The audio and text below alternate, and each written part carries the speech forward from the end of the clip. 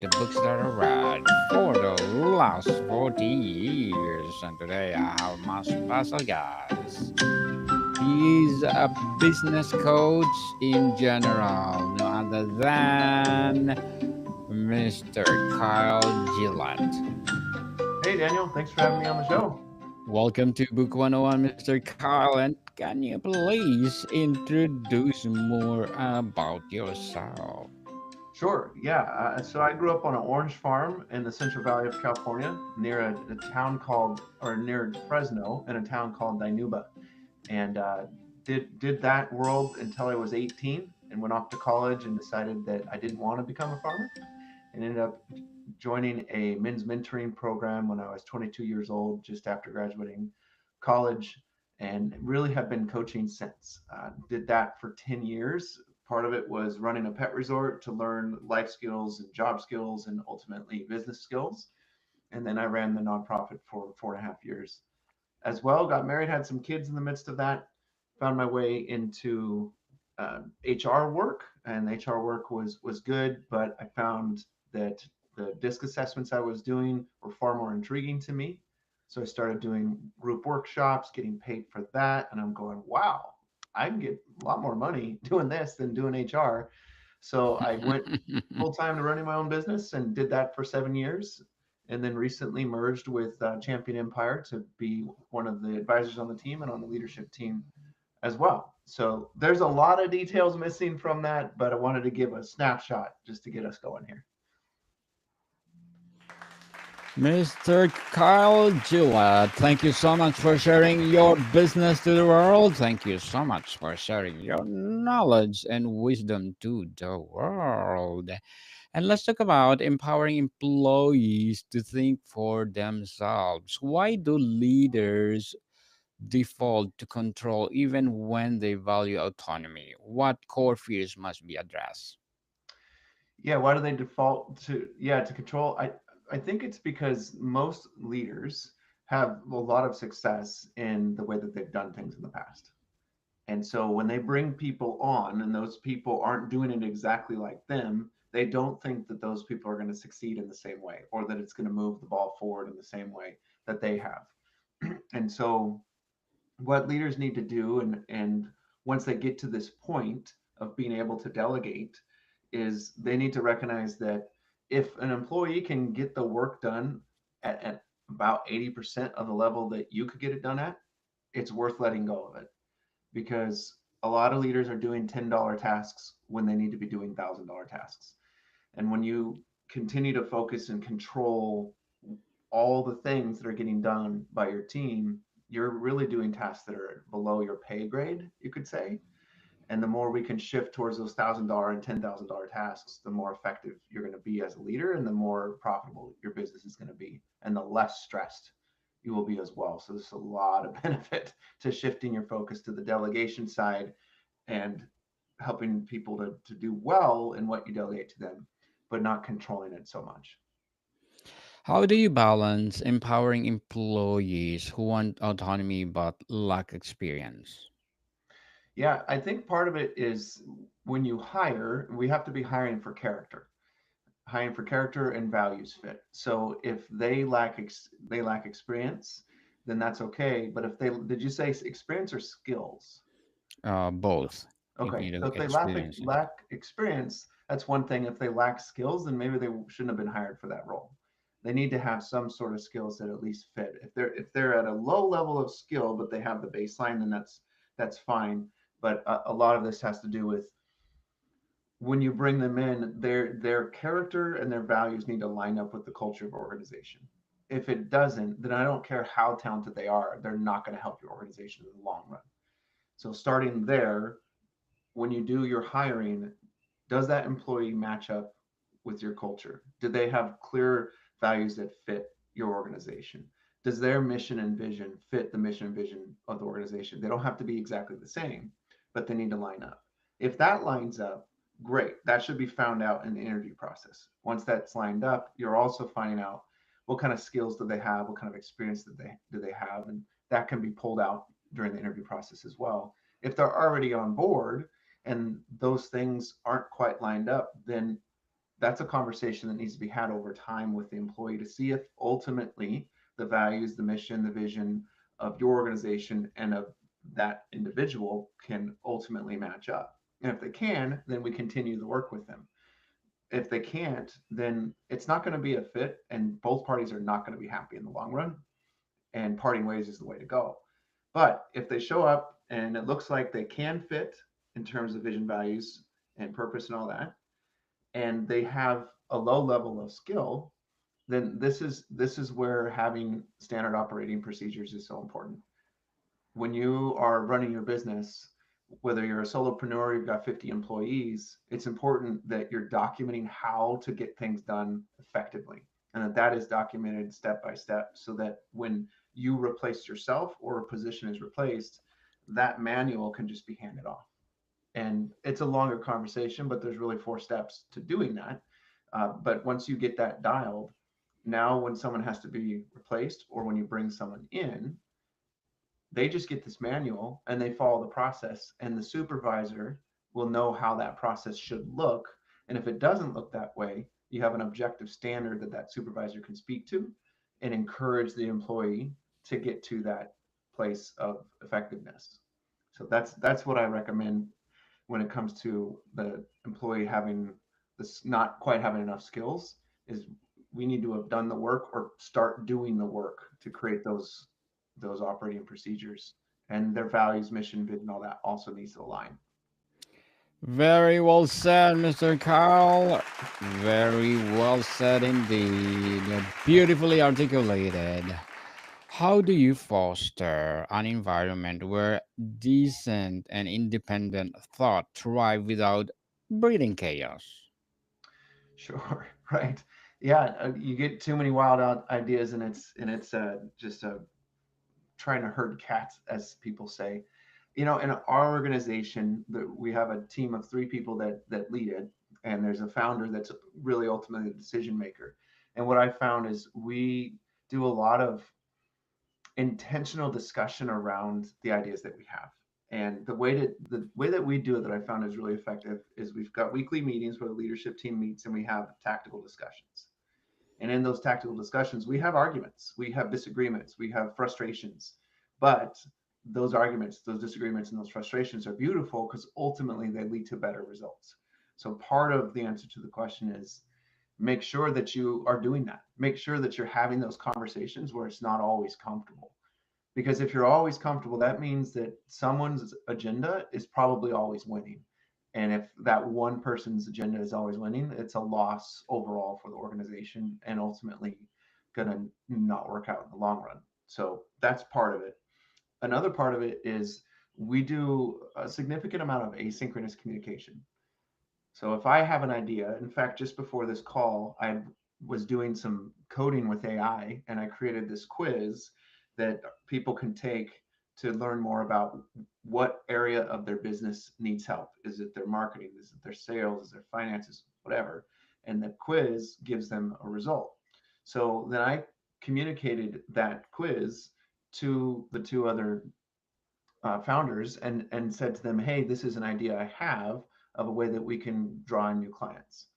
And so those are the types of asynchronous communication that happens that allows ideation to proliferate without having to have long conversations, because they can look at it, give a response. They can send me something that they were thinking about. I can give a response. And if it rises up enough, we can then bring it into the meeting. So in the meantime, if it's not a fit in the timing, it's archived into our communication tool for later reference. Right. So to answer the question briefly, have meetings and allow discussion, allow argument, allow disagreement, and have them consistently. Communicate asynchronously about your ideas so people can review them on their own time and you have an archive of it. And then the last piece would be make sure that you go back and review those ideas in the right timing, because one of them right now might be terrible timing, but in 6 months from now, towards the end of the year, it might be perfect timing. And so having all that saved up through either AI, some sort of project management tool, or your communication tool is vital to get all that ideation exposed to your team and to the organization. Mr. Carl, what should leaders stop asking? Did you do X? And start asking, what's your analysis? To trigger independent thinking. What should they start asking that? I missed the question. I apologize. What's your analysis? Oh, Or that. the first one is, did you do X? And then Hmm. start asking, what's your analysis? Yeah, asking what's their analysis instead. Yes. Yeah, for us, we call that the 131 framework. And what that looks like is, let's say, Daniel, do you have a particular problem that you're trying to solve right now in your business? Well, taking more time for a lot of podcasts right now that I'm doing every week, which is I need to systematize those time for me so that I have free time for myself too. Okay, cool. So the outcome is you want free time for yourself. You got to systematize your podcast. So then that's the one. The problem is, how do I systematize my podcast? The three is, what are three potential solutions that you've considered? If you have them quick off your head, you could share them. Or if we don't have time, then what we would do is you would share those three. Go. These are the three potential solutions I've considered. Probably I will lessen my episodes to like 20 to 15 minutes so that I can cater those 13 podcasts every week. Yeah. Okay. And then you would share another couple solutions. And the reason that we want to do three is it stretches our minds to think beyond the immediate solution. And then there's a possibility that there could be a combination that works of the three. And often when we get to, if we even allow ourselves to get up to five, that fifth solution is really outside of the box and can be the real solution that is needed. But the 131 says, here's the problem, here are the three potential solutions. And then the one is, this is the one answer that I think is best. And so what that looks like in an employee employer context is the employee has a problem that they're dealing with, and they bring that problem to their supervisor and say, hey, I'm struggling with figuring out how to get more freedom in producing my podcast. And then they say, here are the three potential solutions that I think would be a fit.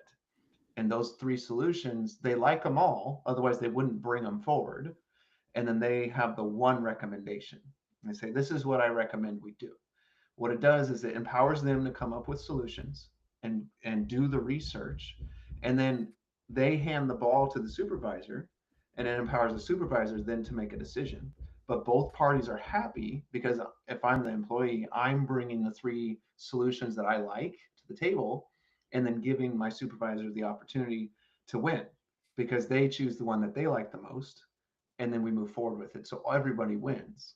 And of course, there's going to be some discussion and some iteration on it, but that's how I think that analysis part can be much more effective for employees instead of just do this, do that, do this, the micromanagement side of things.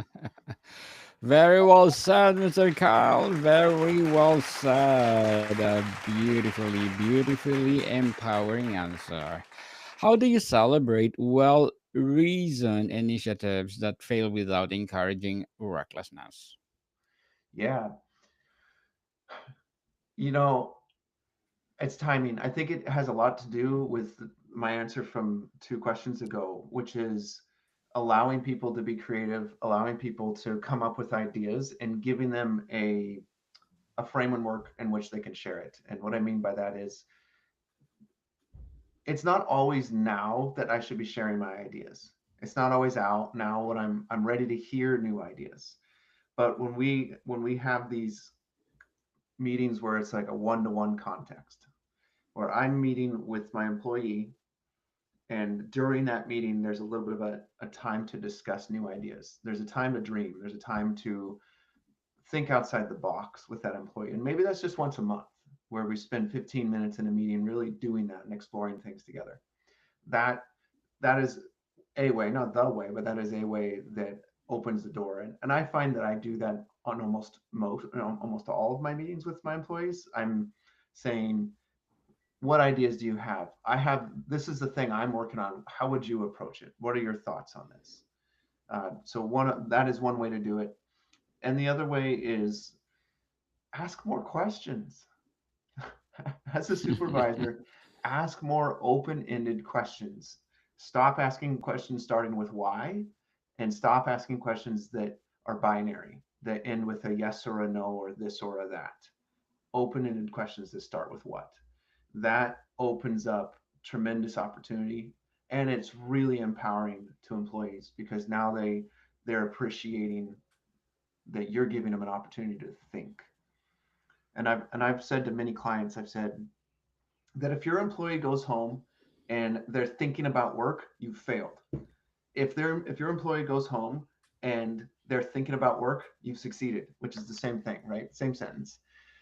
But the difference is if they're going home and they're thinking about work and they're stressed out and they're frustrated and they're annoyed and they're talking to their significant other about work and you and how everything's not going the way they want it to, that's a failure because that means you're not communicating well with them. You're not interacting well with them for them to be able to express that to you directly and for you to deal with it directly. But if they go home and you've been asking them powerful questions like simply the forward question, what do you think? Ask them that. They bring you something, you say, what do you think? If you continually ask them questions in that vein, now when they're sleeping, they're thinking for your business. I can't tell you how many times I've awoken in the middle of the night with brilliant ideas because I'm just thinking about the business. And I'm sure the listeners and you, Daniel, have done that.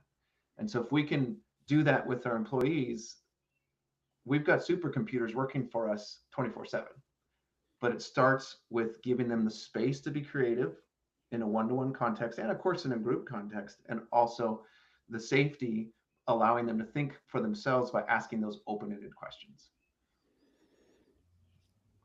Mr. Kyle, as a business coach, what are your short term and long term goals?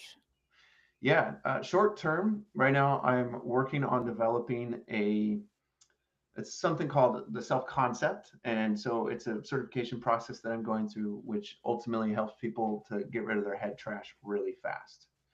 So, Daniel, do you have a particular trait that you want to improve in your life or in your professional world right now? Being punctual, I think I need to be punctual in everything. What's that word again? I'm sorry. Punctual, Control? punctual, being punctual in everything. I'm still not catching the word. As in, be early in everything you do. Let's say, come to meeting early, go to work early, and sometimes I'm lack of that commitment, Okay. and I Got it. want to improve more. Got it. I'm sorry. So punctual. I Yes, misheard you. punctual. Okay, great. So this process, there's something in your mind that says that that's a struggle for you. And as I'm learning this process and helping my clients with it currently, the way it works is it goes, actually, in your history, Daniel, you've been punctual thousands and thousands and thousands of times. You've made it to dinner on time, you've made it to hang out with friends on time, you've made that phone call on time, you've made it to meetings on time, you made it to this podcast on time. So you quite literally have thousands of examples in which you were punctual. And so what's happened is your brain has labeled that trait of you in a negative way and said, and you've told yourself over time that you're not punctual. This process that I'm learning right now teaches people how to find all the examples in which they were that trait they want to be, to reinforce it, and then program their mind to see that constantly at an unconscious level so that it just becomes embedded in who they are. Right. So punctual is a great one. Another one could be that the way that we see ourselves is intelligent or curious, or even at a really high level, loving to other people or lovable, right? And there's examples after example of that occurring in my life or in your life that proves it to be something that you are. We just have to map it in our brain so that our brain knows where to go so that it can unconsciously access that and show up punctually or show up love in a way that's loving or show up courageously, whatever the trait is. So that's a short term thing. Long term, my stated mission is to help thousands of business owners shift their mindsets and habits so that they can be transformed. Right. And so my long term goal is to do everything that I can in regards to my training and my experiences to utilize that to help people very quickly transform their habits and their mindsets. And so those are the two things I'm working on. Good luck to your goals, Mr. Kyle, and looking forward for more and more success. What would be your piece of advice for those people out there who want to be a business coach like you? Yeah, ask a lot of questions. Ask a lot of questions and have a process that you know is effective. Bring something to the table that you know is a system and a process that's effective for clients, that you have evidence and proof that it works. The first thing I said was to ask a lot of questions. Ask a lot of really deeply powerful, open-ended questions that get into the meaning of what you're doing with that client, not the surface level tactical things, and not even the strategic things. Those are important, but if you want to truly impress and make a difference, we're getting to that the meaning side of things, where it's like they are struggling with being productive or they're really frustrated with their employee. Well, deep down, actually, what's going on there? Well, it's because in when they were a kid, they were chastised a lot. And that chastisement has made it much more difficult for them to not do the same to their employees. And so they are performing as a supervisor in a poor way or as an owner in a poor way because they're reflecting the experiences they have in their past. When we get to that level of change, now them as a leader and them as an owner, now I'm really coaching and I'm making a difference that's going to last for a lifetime and not just hit the bottom line. It'll hit the bottom line, but it's going to hit deeper and it's going to hit the heart, and that will create change. That will create referrals. Third piece is be comfortable with sales. If you don't like sales and you're not comfortable with that, find someone else to do it for you or don't be a coach, because you're going to have to do sales. So get out of it. Get out of the sales and find someone else to do it for you, or get Yes. really good at it and be happy to do it. So those would be the three. Sell yourself, people. Sell yourself. Thank you, Mr. Kyle, for your advice. And can you recommend a book that influenced your journey? Honestly, this is kind of a simple go-to. I'll recommend two. One is How to Win Friends and Influence People, which a lot of people have read, and I still highly recommend it. The second one is I'm a Christian, so I constantly am reading the Bible. So I recommend people hop in there. There is a ton of wisdom, insight, and truth in there that helps you in business and in life. Yes, highly recommended, people. The Bible itself and Influence, by Daniel Carnegie, right? Yes, Dale Carnegie. Yes. Yeah. Yes. People, please read it. What unexpected benefits like innovation, retention, or agility emerge when employees truly think for themselves? Yeah. Well, I think happiness, actually, I think contentment and joy happens for one thing. That is one of the deeper benefits. When employees get to think for themselves, they're truly enjoying what they're doing, and they feel empowered. They feel like their contribution matters.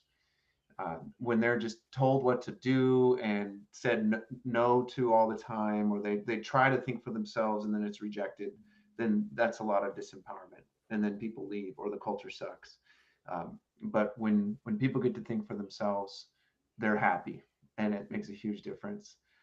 I would also say the impact of that is tremendous in the business. It's also great for the clients or the customers, because a happy culture or a successful culture of people thinking for themselves creates better iterations of products and services.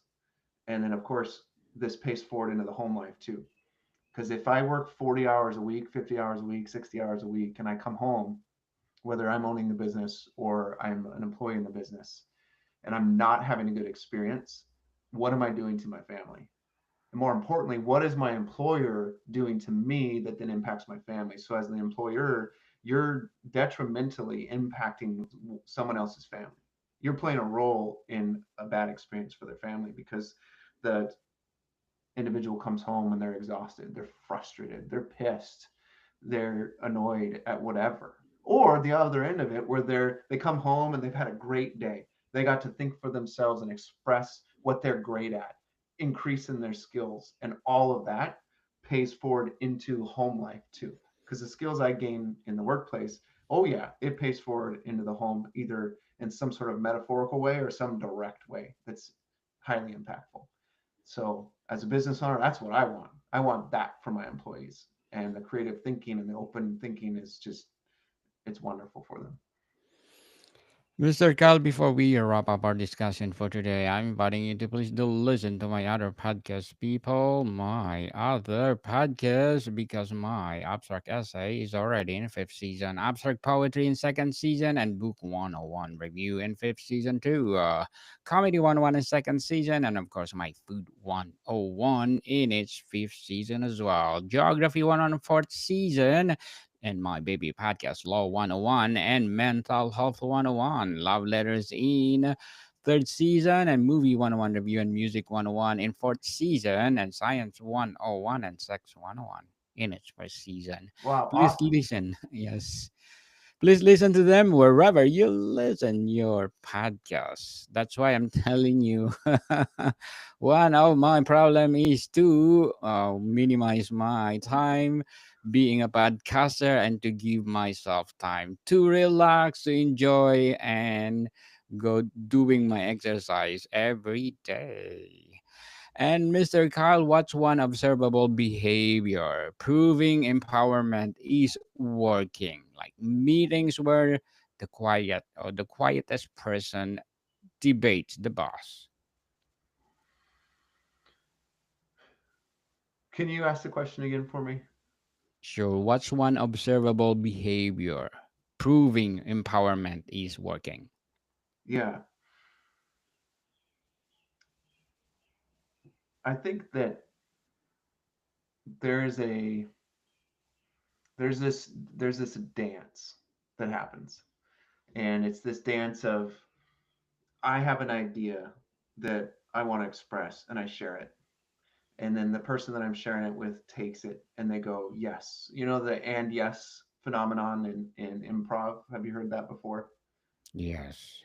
It's that idea. It says, I have this idea, and it might be kind of crappy, but then someone grabs it and says, oh, yeah, and they add to it. And then we keep on doing that. And it's this beautiful dance and adjustment over time to empower these ideas, to empower these people, and then to, as that little slide said, achieve success.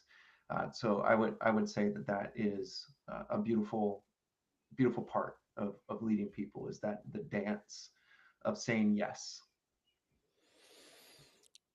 Mr. Kyle Gillette, thank you so much for sharing your knowledge and wisdom to the world as well as your business to the world. So, can you please invite our listeners to support your advocacy, your coaching, or any activities that you're doing right now? Yeah, for sure. We are an organization that we have multiple advisors, and our advisors help people in varying avenues of business, whether it's marketing, sales, strategy, operations. We have expertise in each area. And so I'd love to have you guys connect with us, championempire.net. You can book now, like it says up there, book a call. You'll connect with me directly on that. And we'll have a conversation around what's going on with your business. I'll offer support to you on that call, a real coaching call that gives you benefit in the moment. Just love to learn more about what you're up to and support you in your business. And that's championempire.net. Yes, helping business owners achieve the life they were created for. Mr. Kyle Gillette, thank you so much again. Yes, people, let's support Mr. Gillette, Mr. Kylie Gillette, because if you support him, more and more and more empowering coaching to come, more and more advocacy to come. So, Mr. Kyle, thank you so much for your time. Thank you, Daniel. Appreciate it. Great time. More to come, people. See you soon.